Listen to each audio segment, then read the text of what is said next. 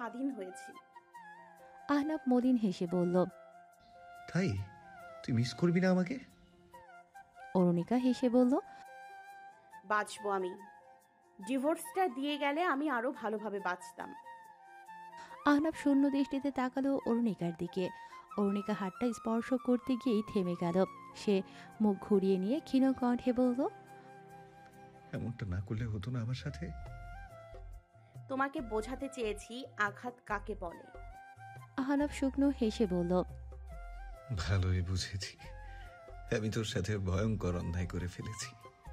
তুর্য এই ভান আমাকে আগেই সতর্ক করেছিল, তোকে বেশি আঘাত করলে হারিয়ে ফেলবো। আমি ওদের কথা শুনিনি। ভেবেছি তুই আমাকে ফেলে কোথায় আর যাবি। ফর গ্র্যান্টেড নিয়ে ফেলেছি তোকে। সরি, তবে সরিটাও কম হবে। কিভাবে প্রায়শ্চিত্ত করলে আমার সব পাপ মুছে যাবে? তোর সাথে সংসারটা আবার রিস্টার্ট করতে পারবো বল? আমি তো নিজের হাতে সব শেষ করে ফেলেছি, শেষ করে দিয়েছি। আমি এখন একদম ফাঁকা হয়ে গেছি। প্রায়শ্চিত্ত করেও লাভ নেই, আমাদের সমাপ্তি এখানেই ছিল। আমি মন থেকে তোমার সাথে সংসার করতে আগ্রহী নই। এমনকি তোমাকে ছাড়ার পর কোনো আফসোসও থাকবে না আমার। উল্টো মুক্ত হব আমি। আহনাব বুকে হাত রেখে আস্তে করে শ্বাস ছাড়ল। এরপর নিজেকে স্বাভাবিক করে বলল। সমাপ্তিতে যদি বিচ্ছেদই হতো, এত মায়া বাড়ালি কেন আমার? এক মুহূর্তেই কত সুন্দর সংসার সাজিয়ে ফেলেছি তোকে নিয়ে, সব তো ভেঙে গুঁড়ো করে দিলি। আমার ভালোবাসা না হয় আমার মতোই অপসত্য, তোর ভালোবাসা তো পবিত্র ছিল। তুই তো আমাকে ভালোবাসতি। তোর ভালোবাসার ডেফিনেশন তো অনেক সুন্দর। তাহলে আমি কি বুঝে নেব তোর ভালোবাসা ফুরিয়ে গেছে? এত সহজে আমার আমাকে ভালোবাসা ছেড়ে দিলি অরু? আমি হয়তো তোমাকে কখনোই ভালোবাসিনি। তুমি আমার চাইল্ডহুড ফ্যাসিনেশন ছিলে, যেটা এখন কেটে গেছে। আহনাবের চোখ বেয়ে জল গড়িয়ে পড়তে সে দ্রুত মুছে নিয়ে বলল। আমার তোর প্রতি কোনো অভিযোগ নেই, শুধু একটা দুঃখ নিয়ে আমি মরব। এই যে তুই আমাকে ভালোবাসলি না কখনো, এই দুঃখটা আজীবন থাকবে আমার। আমি এই জন্মে আর তোর ভালোবাসা পাবো না। এই শূন্যতা নিয়ে আমাকে বাঁচতে হবে। না জানি কত বছর বাঁচবো। ভাবতেই ভয় লাগছে যে তোর ঘৃণা নিয়ে আমাকে বছরগুলো পার করতে হবে। আমি এই জন্মে তোর ভালোবাসা পাওয়ার জন্য ছটফট করতে করতেই দম ছাড়বো হয়তো। অনেক বড় পাপী আমি। আহনাব হুট করে অরুণিকার কাছে এসে তার এক হাত ধরে বলল। কিন্তু তুই আমাকে ছেড়ে দিস না অন্তত। আমি তো সব দায়িত্ব নেব, দূর থেকে তোকে ভালোবাসবো। ছেড়ে দিলে তো এই জন্মে তুই অন্য কারো হয়ে যাবি, পরজন্মে তুই তারই হবি। এত বড় শাস্তি দিস না আমাকে। আমি এই জন্মে তোর কাছে ক্ষমা চেয়ে নেব, ওপর আল্লাহর কাছেও ক্ষমা চেয়ে নেব। কিন্তু তুই সেই জন্মে আমার হয়ে থাকিস, অন্য কাউকে ভালোবাসিস না অরু। আমি তোর সব দায়িত্ব নেব, যা চাস তোকে সব দেব। তুই বললে তোর কাছেও আসবো না, সামনেও আসবো না, ছোবও না তোকে। তুই একদম তোর মতো থাকিস, অন্তত মাফ করে দিস আমাকে। ভালোবাসার মানুষকে তো মাফ করা যায়। অরুণিকা হাত ছাড়িয়ে নিয়ে বলল। বললাম তো আমি তোমাকে ভালোবাসি না আহনাফ। অরুণিকার কথায় কিছুক্ষণ নীরবতা বিরাজ করল পুরো ঘরে। একটু পর জিভ দিয়ে ঠোঁট ভিজিয়ে কাপা কণ্ঠে আহনাব বলল। ঠিক আছে, সমস্যা নেই, অন্তত একবার চেষ্টা করবি আর কি। তোর জন্য ভালো হয়ে যাব আমি, প্রমিস। সিগারেটও খাবো না, একটু চেষ্টা করবি শুধু। অরুণিকা মুখ ঘুরিয়ে নিল, বুকে হাত দিয়ে নিজেকে নিয়ন্ত্রণ করল আর মনে মনে বলল। আমার আর ঠকার ক্ষমতা নেই। আমি মরে যাব আবার কেউ ঠকালে। আমি আর এই রিস্ক নিব না। অরুণিকা আহনাবের দিকে ফিরে বলল। আহনাফ, আমি তোমাকে ভালোবাসি না, ভালোবাসতে চাইও না। আমাকে প্লিজ নতুন জীবন শুরু করতে দাও। আমাকে ছেড়ে দাও, আমার কিচ্ছু লাগবে না, জাস্ট সাইন করে দাও। আর তা না পারলে আমি নিজেই পড়াশোনা শেষ করে উকিল ধরে তোমার কাছ থেকে মুক্তি নিব। তুই আমাকে ছাড়া কিভাবে থাকবি? আমার ভালো থাকার জন্য তোমার প্রয়োজন নেই। আহনাবের কপালে বিন্দু বিন্দু ঘাম জমেছে। সে ব্যস্ত হয়ে বলল। আচ্ছা ঠিক আছে, ততদিন অন্তত একটু চেষ্টা করবি, হয়তো আবার ভালোবেসে ফেলবি। রুমের বাইরে দাঁড়িয়ে পাঁচজন আহনাব ও অরুণিকার কথোপকথন শুনছে। পাঁচজনের চোখ লাল হয়ে গেছে। তুর্য রুমে ঢুকে আহনাবের হাত ধরে বলল। চল তুই এইভাবে উত্তেজিত হয়ে যাচ্ছিস কেন? ডাক্তার তোকে স্ট্রেস নিতে বারণ করেছে। আহনাফ তুর্যের হাত ছাড়িয়ে নিয়ে ব্যস্ত কণ্ঠে বলল, একটু কথা বলি ওর সাথে, আর একটু কথা বাকি আছে। আহনাফ এবার অরুণিকার পা ধরে বসে পড়ল। অরুণিকা আহনাফের পা ছাড়ানোর জন্য উঠে দাঁড়ালো, কিন্তু আহনাফ অরুণিকার দু পা আরো শক্ত করে ধরে বলল, একটু চেষ্টা করিস, কথা দে আমাকে, তুই চেষ্টা করবি।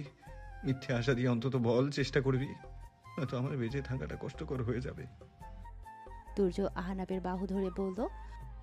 চেষ্টা করবেও, চেষ্টা করবে। আহনাফ শব্দ করে কেঁদে উঠল, ফুপিয়ে ফুপিয়ে বলল। অরূপ বলুক কথাটা। অরুণিকার চোখ বেয়ে দরদর করে জল গড়িয়ে পড়ছে। সে দু হাত দিয়ে চোখ মুছে বলল, আমাকে ছাড়ো, নয়তো আমি ছাদ থেকে লাফ দিয়ে মুক্তি দেব তোমাকে। আহনাফ দ্রুত ছেড়ে দিল অরুণিকার পা। কয়েক পা পিছিয়ে গিয়ে কাপা কণ্ঠে বলল, ঠিক আছে, কিচ্ছু বলতে হবে না, এমন করিস না, আমি জানি সব ঠিক হয়ে যাবে। আহনাফ তুর্যের হাত ধরে বলল, ওরও এখনো রাগ করে আছে, ও আমাকে ভালোবাসে, আমি জানি ও আমাকে ভালোবাসে। অরুণিকা দ্রুত রুম থেকে বেরোতেই আবার চোখ ঝাপসা হয়ে এলো তার। তাহমিদ তাকে শক্ত করে ধরে বলল, তুই ঠিক আছিস? আমাকে বাসায় নিয়ে যাও, আমার এখানে দম বন্ধ হয়ে আসছে। আহনাফ রুম থেকে বেরিয়ে অরুণিকার শারীরিক অবনতি দেখে বলল, আমি আর কিচ্ছু বলবো না, তা আমি তোকে নিয়ে যা, আমি ওকে জোর করবো না, আর একদম জোর করবো না, ও যা চাইবে তাই হবে। হরু, তুই চিন্তা করিস না, তোর কথা মতো সব হবে, রিল্যাক্স থাক। তাহমিদ পাচাকোলা করে নিয়ে গেল অরুণিকাকে। আরাফ আহনাফের কাঁধে হাত রাখলো। আহনাফ শুকনো হেসে বলল, এটা যদি একটা গল্প হতো, সব মুছে ফেলতাম আমি, একদম 16 বছর বয়সী কিশোরীর কাছেই ফিরে যেতাম আমি। এবার আর সেই ভুল করতাম না। কিভাবে সব মুছে ফেলবো বল, কিভাবে সব ভুলিয়ে দেবো ওর স্মৃতি থেকে? আমার বুকটা তো ছাড়খাড় হয়ে যাচ্ছে, আমার তো ওকে ছাড়াই দম বন্ধ হয়ে আসছে, এখন আমি বাকি জীবন কিভাবে কাটাবো? 2 সপ্তাহ ধরে বাড়ির কারো সাথে আহনাফের যোগাযোগ নেই। কেউ আহনাফের খোঁজও নেয়নি। এমনকি শিরিন সুলতানারও সেই সাহস হয়নি। আহনাফের উগ্র আচরণ দেখে তিনি ভয় পেয়ে গেছেন। যদি আহনাফ রাগের বশে মেডিসিন দেওয়ার কথা বলে দেয়, তখন ডাক্তার পরিবারের হাতে বাজেভাবে ধরাশায়ী হবেন তিনি। তাই চুপ করে আছেন। এখন জল কতটুকু গড়ায় তা দেখার অপেক্ষায়। এমনিতেই আরাফ আর তাহমিদ তার সত্য অনেকটাই জেনে গেছে। এখন কিভাবে জেনেছে তা বুঝতে পারছেন না শিরিন সুলতানা। তবে এই মুহূর্তে তার কোনো উল্টোপাল্টা আচরণে যদি বিন্দুমাত্র সন্দেহ কারো মনে সৃষ্টি হয়, তাহলে তার কপালে শীঘ্রই শনির দশা আসবে। এদিকে আজ অনেকদিন হলো আহনাফের রুমের তালা ভাঙা, তাই বাড়ির মালিক লোক নিয়ে এসে আজই নতুন তালা লাগিয়ে দিয়েছেন।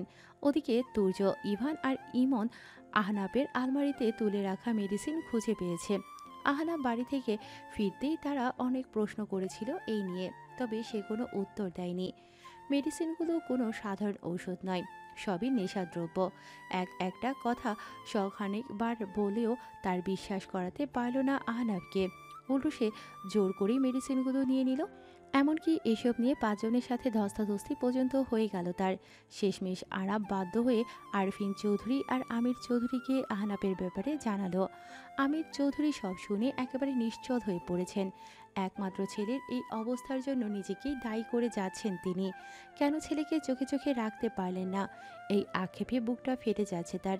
তবে আরিফিন চৌধুরী এখন কথাটা চাপিয়ে রাখতে বলেছেন আরাফকে, কারণ 1 মাস পর একটি স্বনামধন্য ব্যবসায়িক প্রতিষ্ঠানের সাথে তাদের কোম্পানির অনেক বড় ডিল হবে।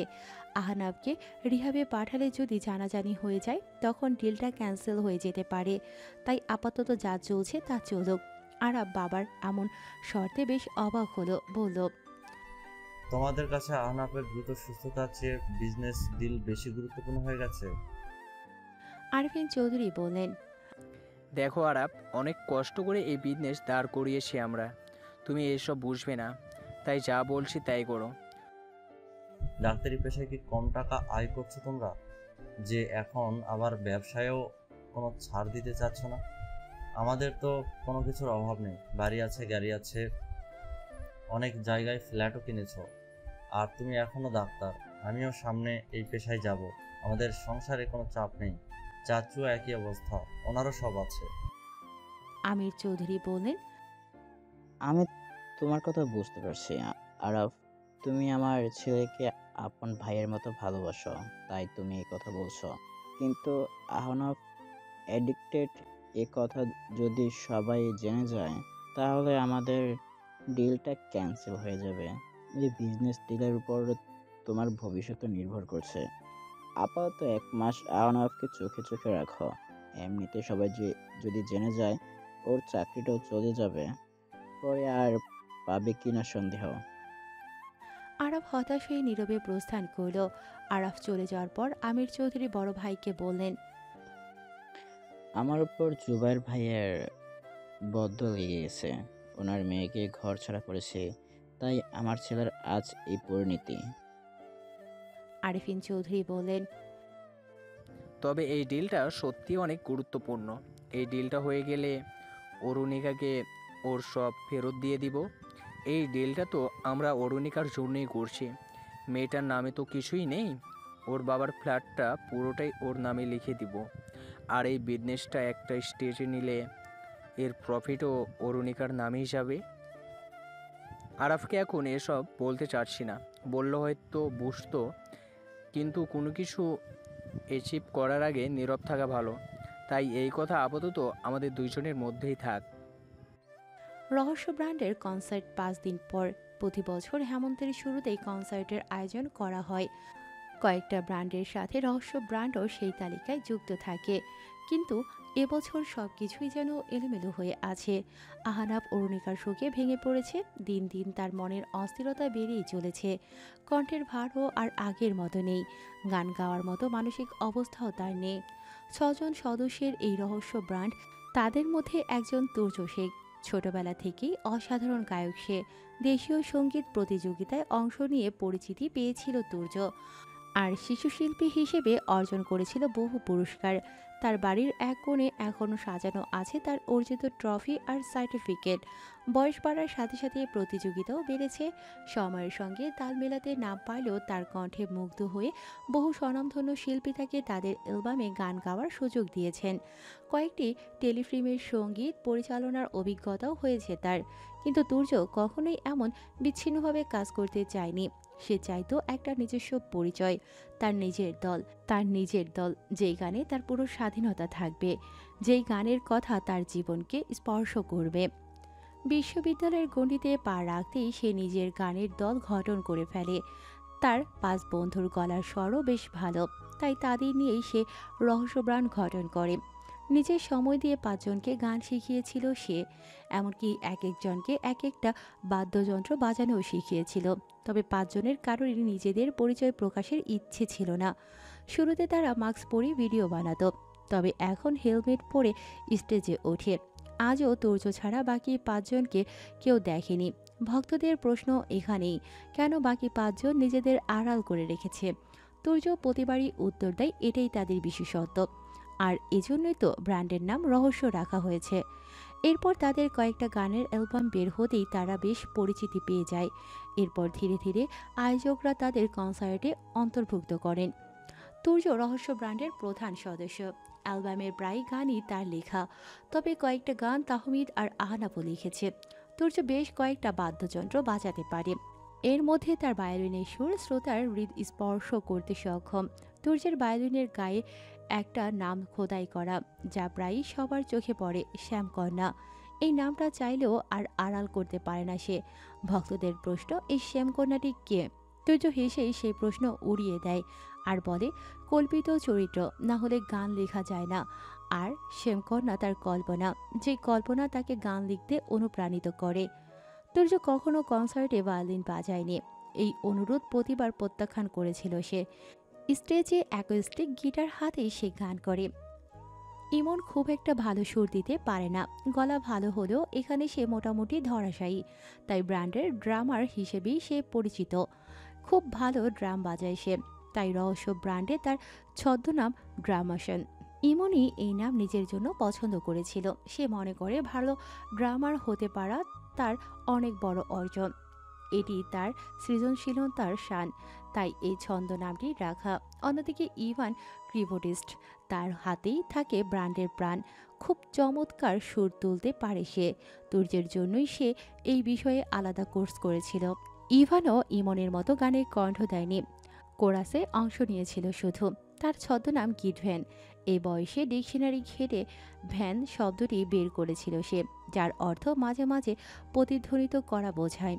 তার কাজের সাথে এই নামটি বেশ মিলবে মনে করে সে গিডভ্যান নামটি পছন্দ করেছিল নিজের জন্য।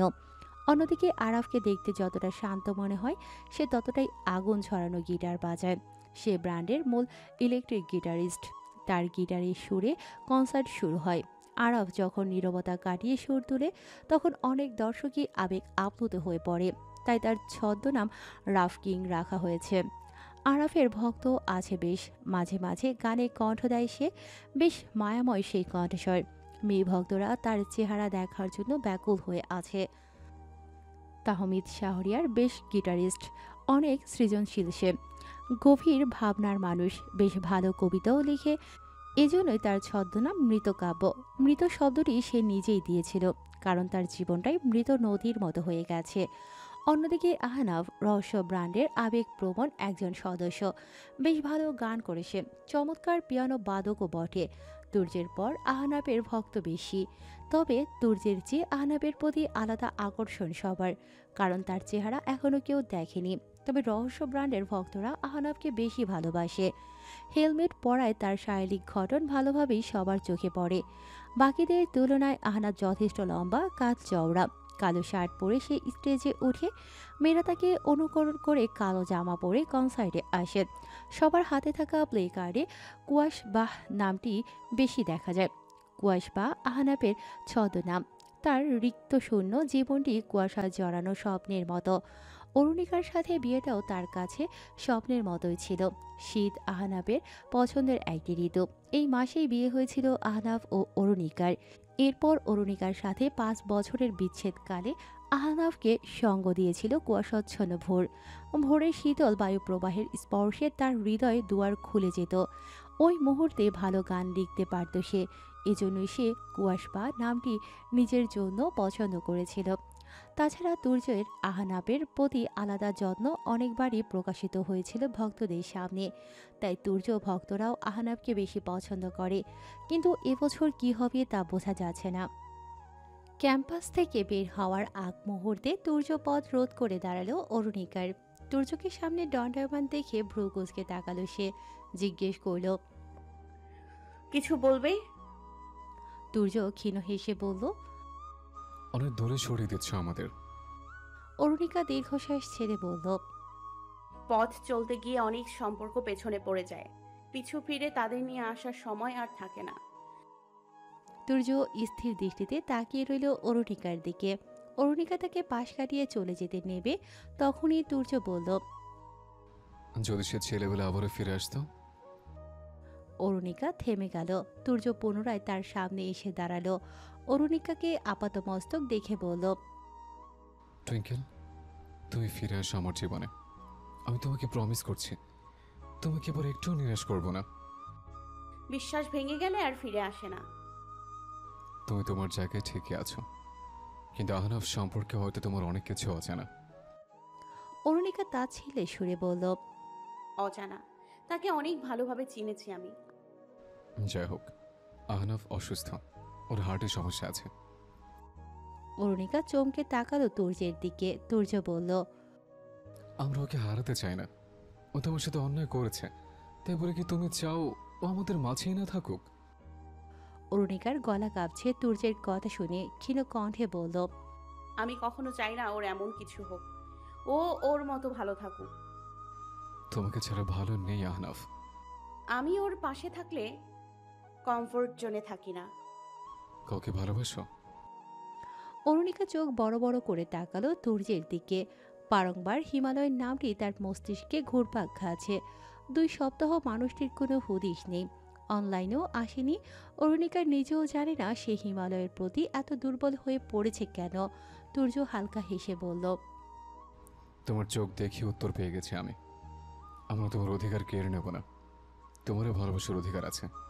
তোমার জীবনে হয়তো এমন কেউ এসেছে যাকে তুমি বিশ্বাস করতে পারছো, যার সাথে কমফোর্ট জোনে আছো, যাকে ভালোবাসতে পারছো। যাই হোক, আহনাফের জন্য দোয়া করবে, ও যাতে তোমাকে ভুলতে পারে। অরুণিকা মুখ ঘুরিয়ে নিল। মনে তীব্র আঘাত অনুভব করল সে। আহনাব এতটা অসহায় হয়ে গেছে। সে তো পেরেছে ভালোবাসতে, কিন্তু আহনাব পারছে না।